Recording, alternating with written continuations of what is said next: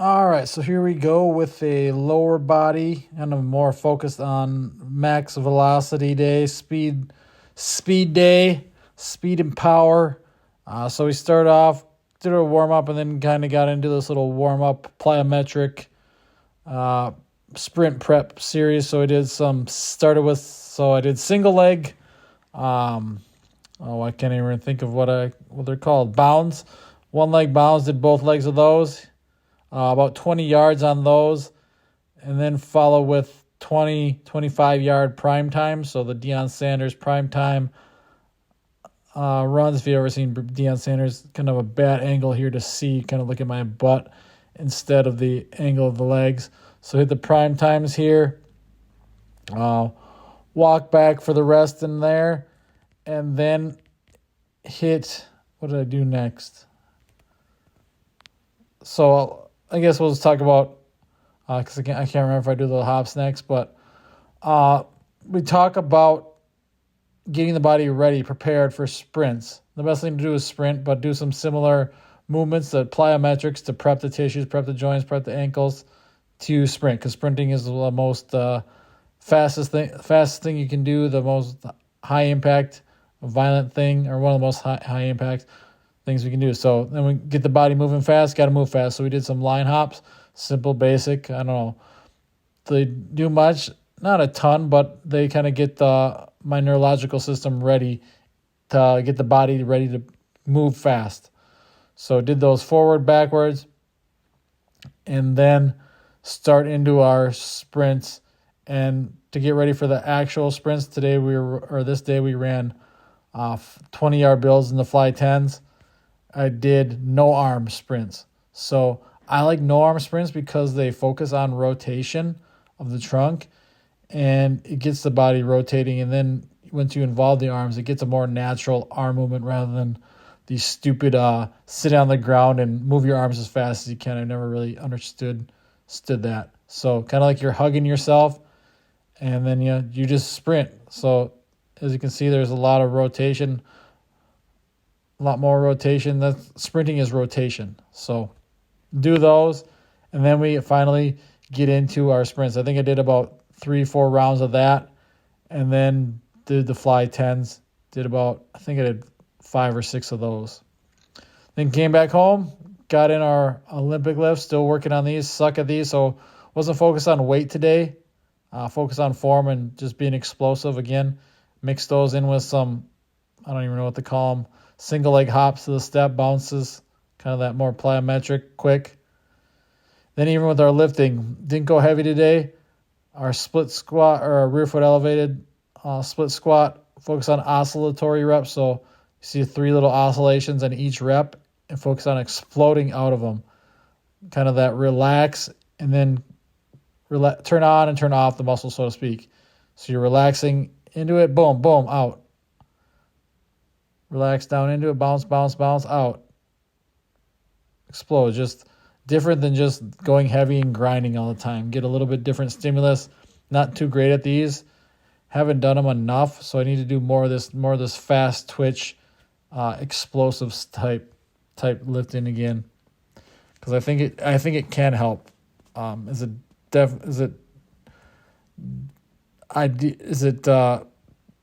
perfect and transferred perfectly to sprinting and getting faster?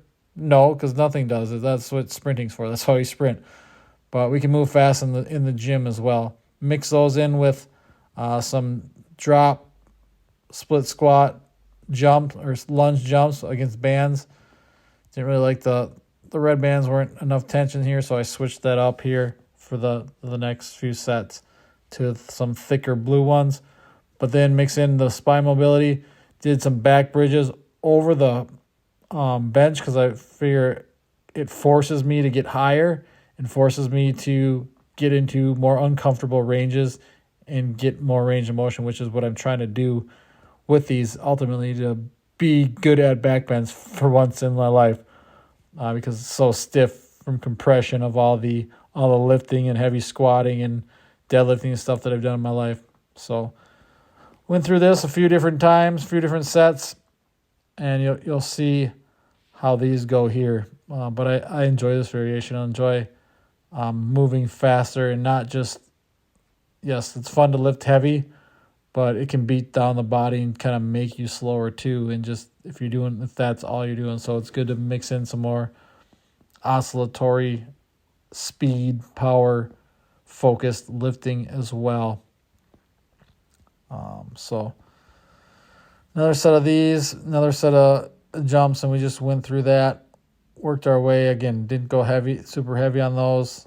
Again, added more band tension here just to get the bands to pull you into the ground so you're going faster. Obviously, when you're falling, gravity is against you, but these will pull you into the ground a little faster, so you have to be more quick, and the impact comes faster, so you got to react out of it faster as well once you're hitting the ground. So boom, hit the ground, hit the ground, hit the ground, up.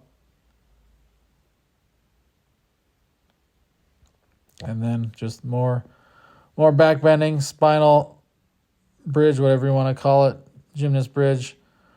Work on that spine mine is like a 2x4, and I want it to be unlike a 2x4 where it's supposed to bend and as it's meant. Especially my shoulders and stuff is this upper back, thoracic spine, poor range of motion. But it takes time, and that's why we do it. We do things we suck at, so we get better at them.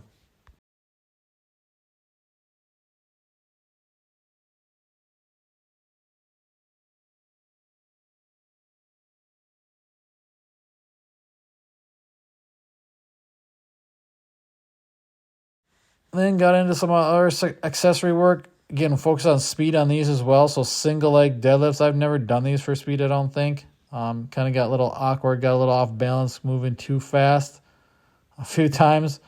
But I don't know. I felt it in the hamstrings today, that's for sure.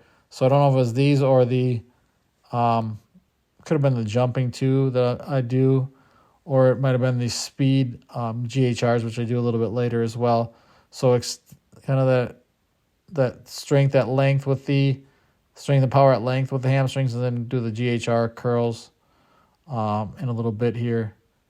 But just focus on going down fast and exploding up rather than, just slow all the time. Look weird, get a little off balance, but again, it doesn't have to be perfect to see progress and see results. And it's always about trying things. If it doesn't work, then you just find something else.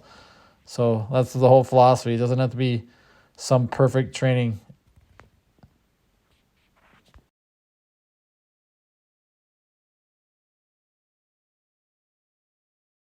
And then after that, we got into our groin, our adductors and abductors.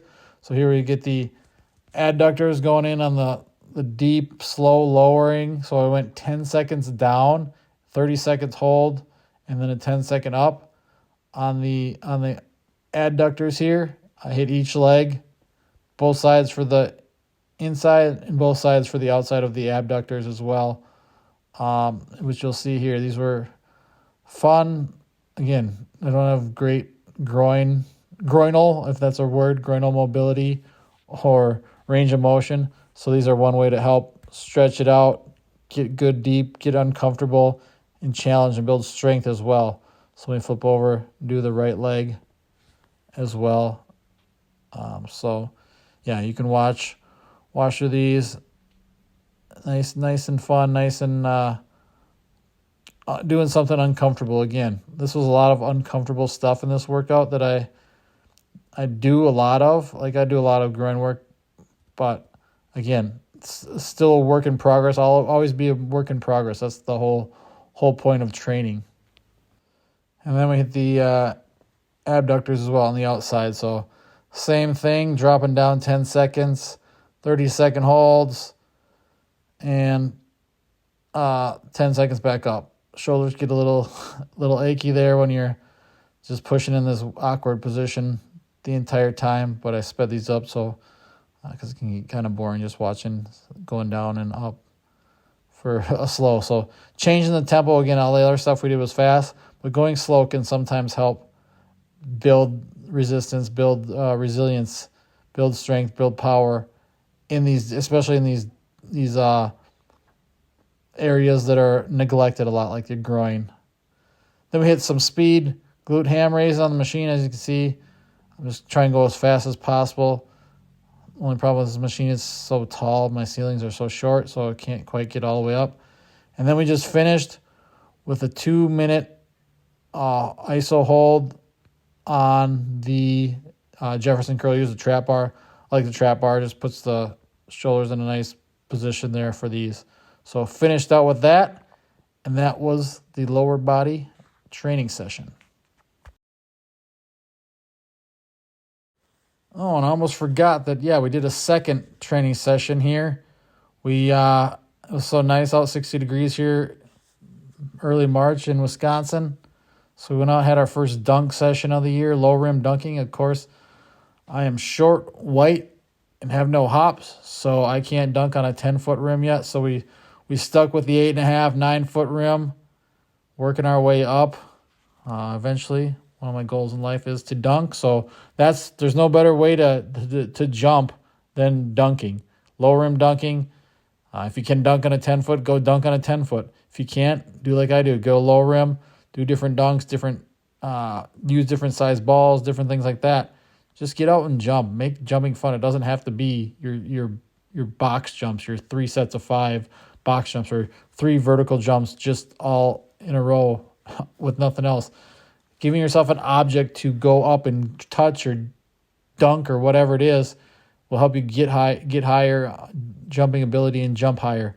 So as you can see, I didn't make them all. I missed a lot. I have small hands too. That's the problem. That's why I like using smaller balls as well, because you can get your hands around them so you can actually grip it. But work on dunking with both hands, jumping off both legs, one leg, 2 legs, right leg, left leg, whatever it is. Be creative, have fun, and just go out and dunk. Enjoy the weather. Training doesn't have to be some strict, rigid thing. Here I just did like 10 or so, 15 minutes of dunking. Yeah, it wasn't ideal probably to do it after lifting, but who cares? It's so nice out. I had to take advantage of it. So I didn't. So I plan on doing more of this once it gets nicer. It's one of my favorite things to do, is just go out and have dunk contests with myself. And I got two broken free hoops, so I got to make use of them. So that's what we do with them. So that was the second part of the workout there, is the dunks. So have any questions, drop them in the comments. Let me know. Thanks, guys.